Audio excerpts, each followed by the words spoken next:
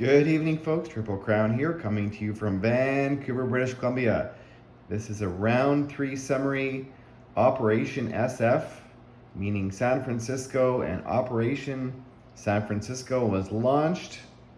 We'll pan over so you can see what happened. So the Japanese did a major assault on the entire west coast of North America. Actually, they did not hit Alaska.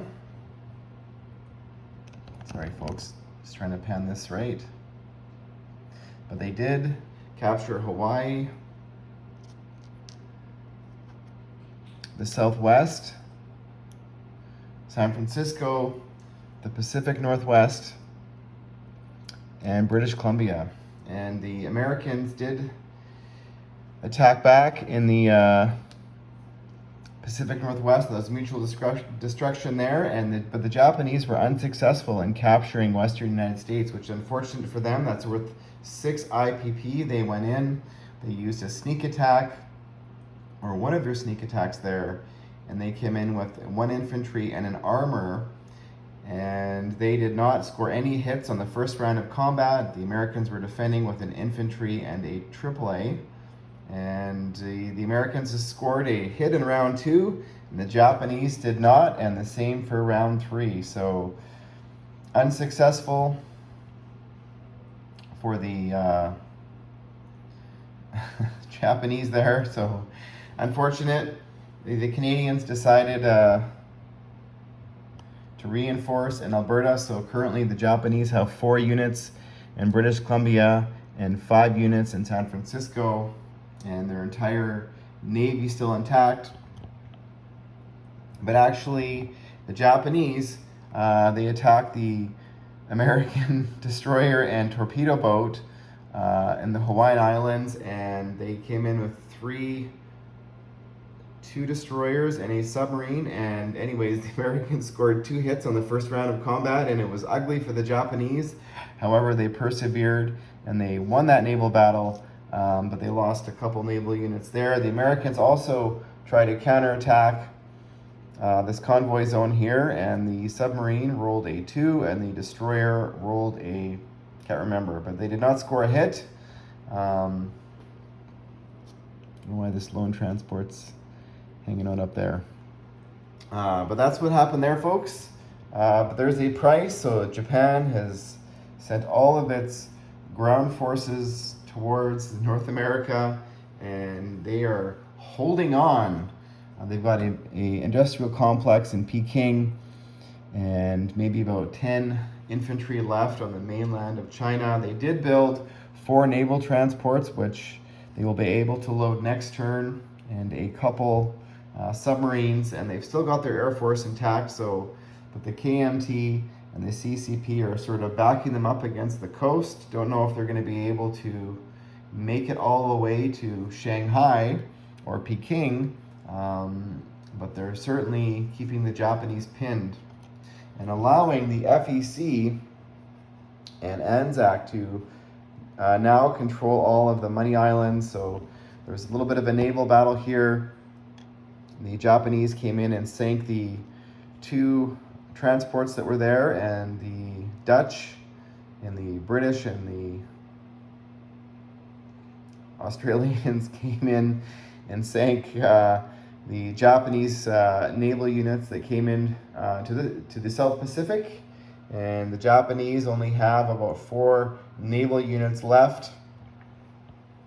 And ANZAC is building navy there. So the FEC also captured Siam. So I've never, at least since I've been playing around with Ultra, the new rules, I have not captured Siam yet. So this is the first time I think they've captured Siam. But if the Japanese want to come back and take it any time, they can, because they're 3 sea zones away. So that's what's happening there. I forgot to mention one thing about the Pacific over here is currently Japan has 59 to spend next turn, I believe.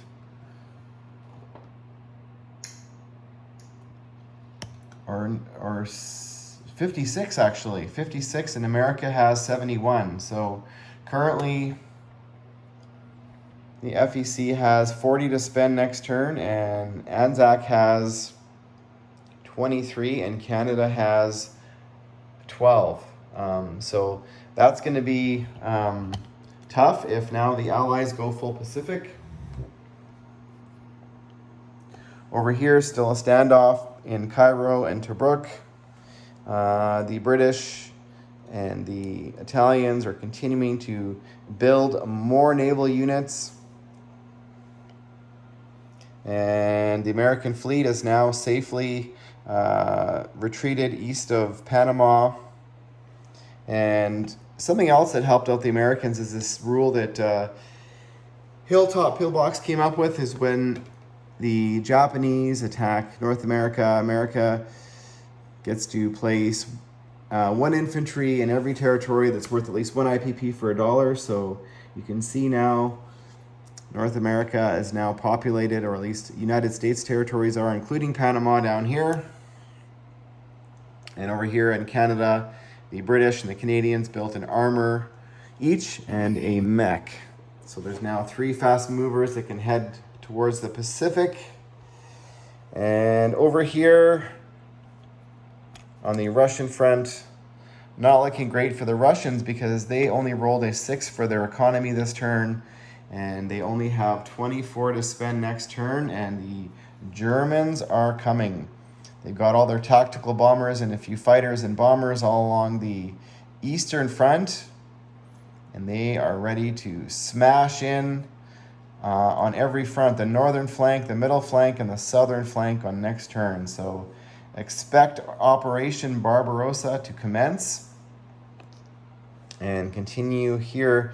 You know, and the Italians, I have to say, they are forcing the British over here to spend in Africa instead of spending to do a landing in the Atlantic or along the west coast of Europe or in Western Europe.